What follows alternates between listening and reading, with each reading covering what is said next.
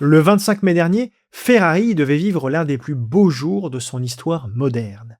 Direction Rome, sous la grande voile de Calatrava, pour dévoiler la toute première Ferrari 100% électrique de la maison. Et la date n'avait rien d'anodin. Elle correspond précisément jour pour jour, à 79 ans près, à la première victoire en course de Ferrari dans cette même ville. Le décor était donc parfait, le symbole était parfait, tout était réuni pour que le sacre soit parfait. Sauf que le lendemain, à l'ouverture du marché, le titre Ferrari décrochait de 8% à la bourse de Milan.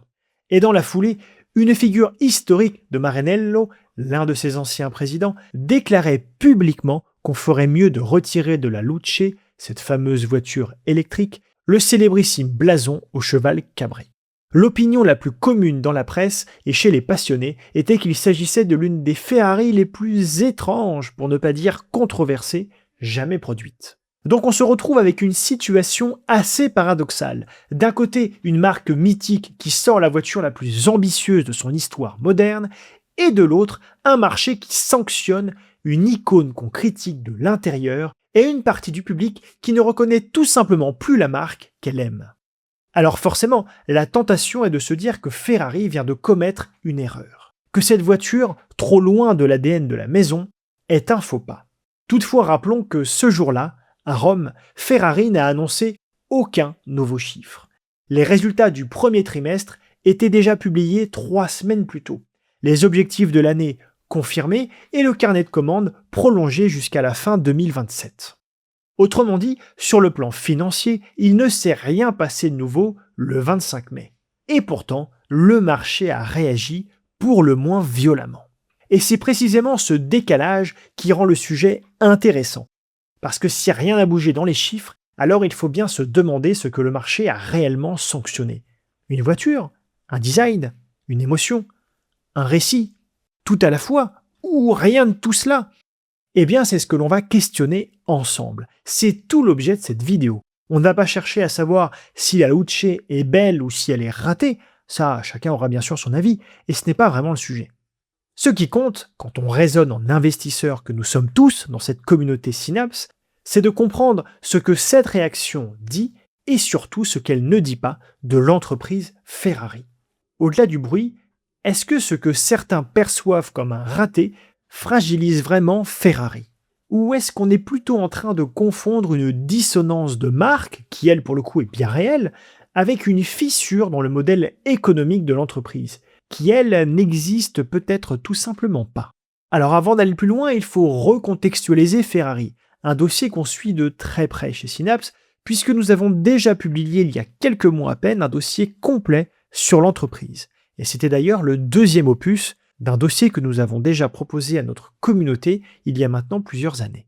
Pour beaucoup, c'est un constructeur automobile haut de gamme. Si c'est vrai sur le papier, dans une dimension purement économique, Ferrari n'est pas vraiment un constructeur. C'est une maison de luxe qui fabrique des voitures. Autrement dit, le point de comparaison le plus cohérent ne serait pas Porsche ou Mercedes, mais plutôt Hermès. Prenez les volumes.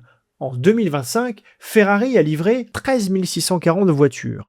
Un chiffre volontairement maintenu quasi stable. Sur la même période, Porsche en a livré près de 280 000. On parle d'un rapport de 1 pour 20 tout de même. Là où un constructeur premium classique cherche toujours à vendre plus, Ferrari fait strictement l'inverse. Il produit délibérément en deçà de sa demande. En effet, le modèle économique à l'image de marque du constructeur italien repose sur la rareté. Une rareté organisée qui nourrit une mécanique relationnelle quasi unique au monde. Aujourd'hui, près de 80% des ventes vont à des clients qui possèdent déjà une première Ferrari, et près de la moitié à des personnes en ayant d'ailleurs plusieurs. La marque parle d'environ 90 000 clients actifs dans le monde. Et si l'on rapporte ce chiffre au flux annuel de nouveaux acheteurs, on comprend à quel point le club reste très fermé. Ferrari ne fait entrer que quelques milliers de nouveaux clients dans son univers chaque année. Ce qui veut donc dire que, mécaniquement, pour les modèles les plus désirables, le client ne choisit pas sa voiture. C'est la voiture qui lui est attribuée, exactement comme chez Hermès, où l'on ne commande pas un sac Birkin, on attend et on espère qu'on vous le proposera un jour. La frustration est organisée et joue comme un levier sur l'image de marque, et tout cela se répercute ensuite dans les chiffres. Si l'on rapporte les revenus automobiles au nombre de voitures livrées, Ferrari tourne désormais autour d'1 demi-million de dollars par voiture, contre environ 350 000 dollars il y a 3 ans. Et l'essentiel de cet écart ne vient pas d'une explosion des volumes, comme on vient de le voir, mais du mix produit, des hausses de prix et surtout des options et de la personnalisation. C'est ici que Ferrari transforme sa désirabilité en marge. En conséquence de quoi, nous nous retrouvons avec une marge opérationnelle autour de 30%, une marge d'EBITDA proche de 39% et un carnet de commandes qui s'étend globalement jusqu'à la fin 2027. Ferrari jouit d'un confort inestimable. Le groupe peut augmenter ses prix sans casser la demande. Et très peu d'entreprises au monde peuvent en dire autant. Pour donner un ordre de grandeur, Porsche, pourtant historiquement l'un des constructeurs premium les plus rentables de la planète, est tombé à seulement 1,1% de marge opérationnelle en 2025, avec une marge d'EBITDA automobile autour de 13,3%. Autant d'éléments déterminants pour lire avec précision le lancement d'un nouveau modèle. Quand la valeur d'une entreprise repose sur sa relation client et sa rareté, et pas sur ses volumes, il n'y a au fond qu'une seule chose qui peut réellement l'abîmer, la dilution de la marge, la perte d'identité, le moment où posséder une Ferrari cesse d'être un privilège. Donc pour un investisseur, une nouvelle voiture ne s'apprécie pas vraiment au nombre de chevaux qu'elle embarque sous son capot ou du temps requis pour passer de 0 à 100 km/h. Elle doit être évaluée au travers d'une seule question. Est-ce qu'elle renforce la marque ou est-ce qu'elle la dilue ? Et c'est exactement pour ça que la Luce est un cas aussi inconfortable. Parce qu'elle appuie pile poil sur ce nerf qui compte vraiment. Alors, qu'est-ce qui concrètement fait de la Luce une voiture aussi dissonante pour la marque ? Parce que ce n'est pas qu'une question de goût et de couleur, il y a concrètement 3 ruptures que l'on peut identifier. Premièrement, le silence. L'identité Ferrari, c'est en grande partie une émotion sonore. Le hurlement d'un V12, le rugissement d'un V8. Une électrique, elle, par nature, est muette, silencieuse. Et pour compenser, Ferrari a prévu un système qui capte les vibrations du groupe motopropulseur via des accéléromètres sur l'essieu arrière afin de les amplifier et de recréer une sonorité. Ce qu'a cherché à faire Ferrari, ici, c'est de reconstruire artificiellement l'émotion qui, jusque-là, naissait du moteur. Deuxièmement, la carrosserie. La Luce est la première Ferrari à 5 places, avec une silhouette plus haute et un habitacle plus épuré, avec en prime des portes arrière à ouverture inversée.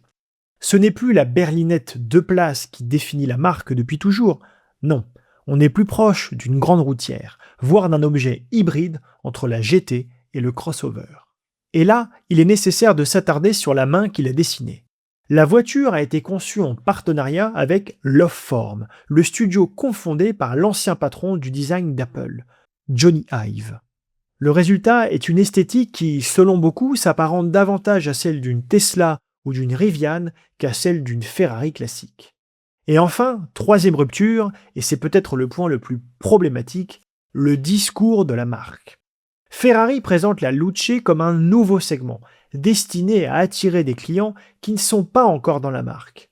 Or, pour une maison dont tout le modèle repose sur l'exclusivité, viser de nouveaux acheteurs sonne presque à rebours de sa propre philosophie. Et la réaction fut immédiate, et sur 2 plans. Côté image d'abord, une partie de la presse et du public a parlé d'une Ferrari au design controversé, et surtout, une figure historique de Maranello, Luca di Montezemolo, a publiquement souhaité qu'on retire le blason iconique au cheval cabré de la voiture.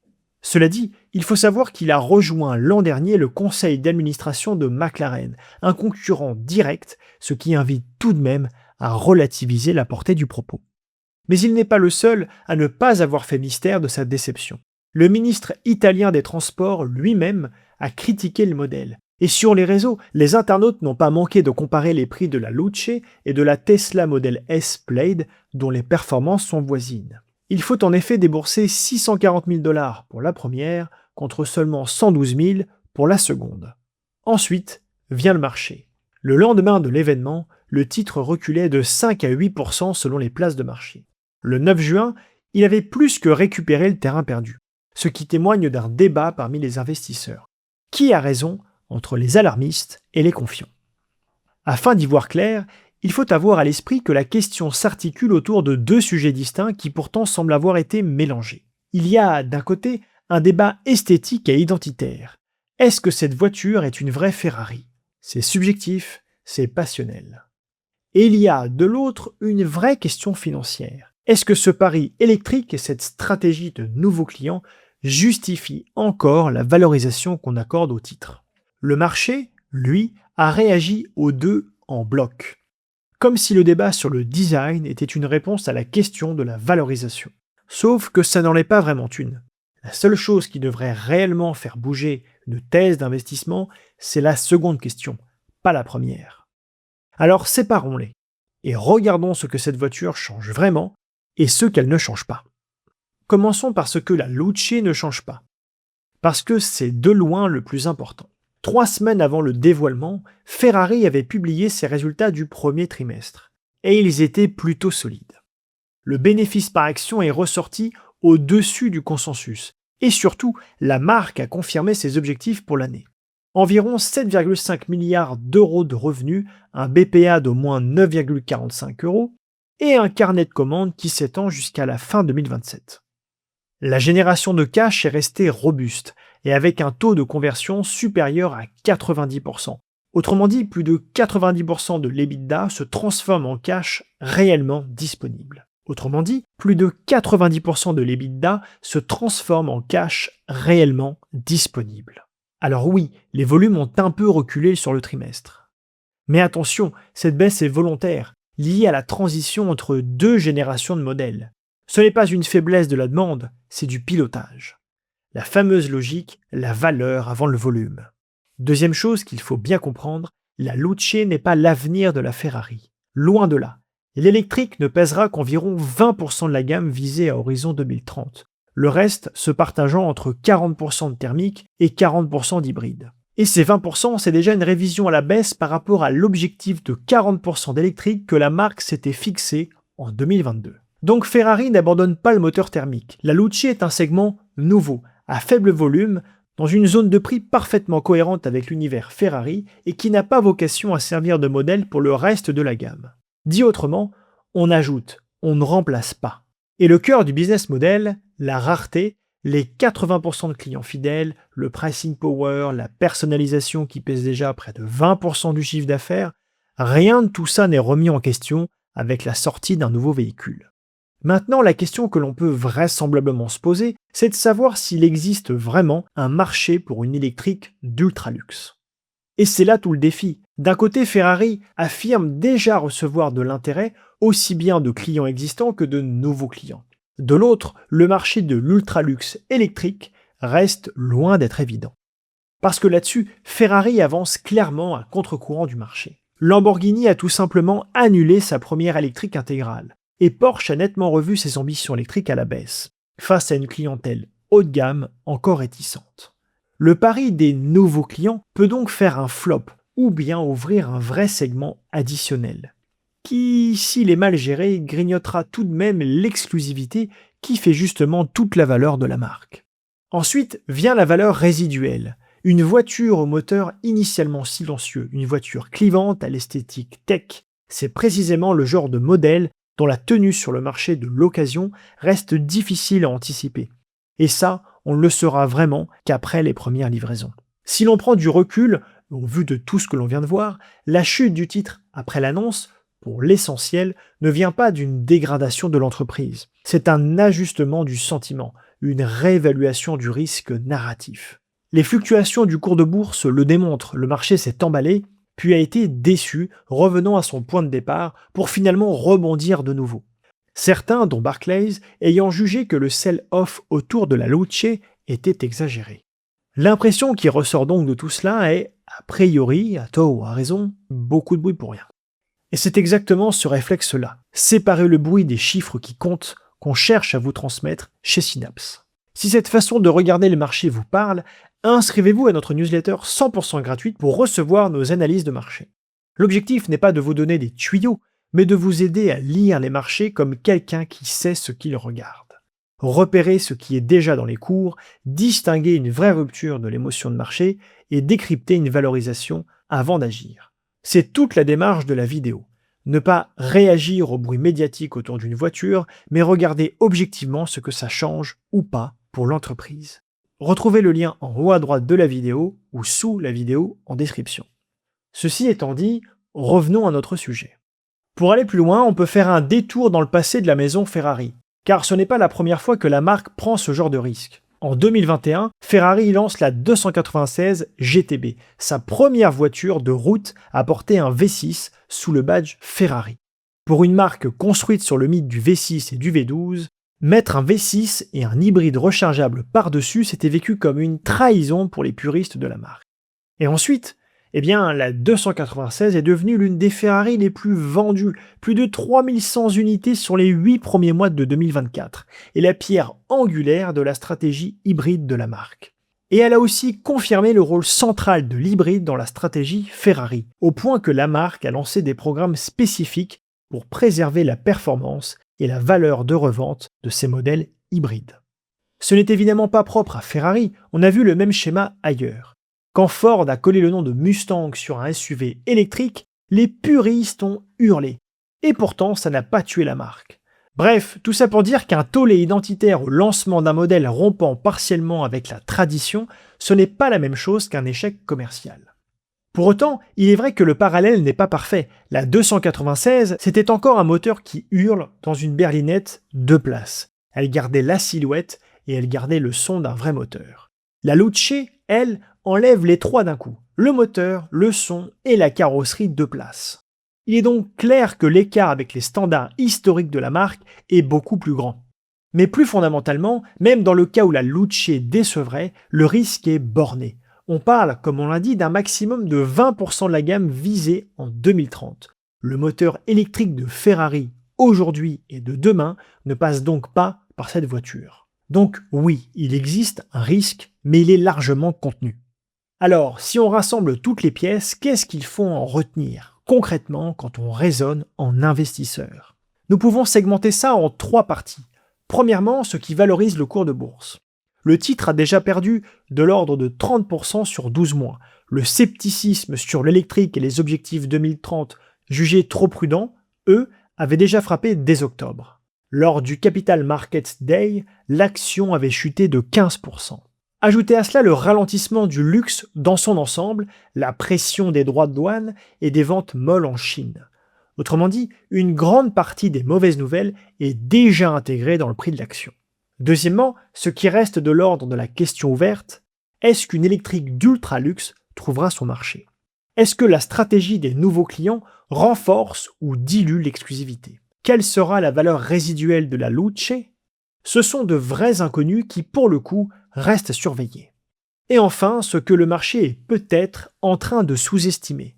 D'abord, la puissance d'un écosystème fondé sur une relation client exceptionnelle, un atout qui lui a permis de digérer le passage au V6. Ensuite, la discipline opérationnelle et financière. Ferrari a l'habitude de fixer des ambitions prudentes, puis d'aller au-delà.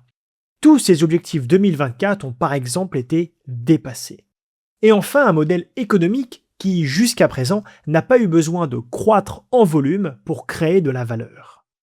Ferrari reste l'un des modèles économiques les plus singuliers du secteur. La dissonance provoquée par la Luce est réelle, mais elle est contenue. Donc, l'un dans l'autre, cet épisode ressemble davantage à un ajustement de sentiments sur un actif solide qu'à une fissure dans le modèle de la marque. Et vous, qu'en pensez-vous ? Est-ce que vous croyez que la Luce sonne le glas d'un mythe ou que la marque est trop forte pour réellement sortir de route? Faites-nous part de votre avis en commentaire et on vous dit à la semaine prochaine pour une nouvelle vidéo.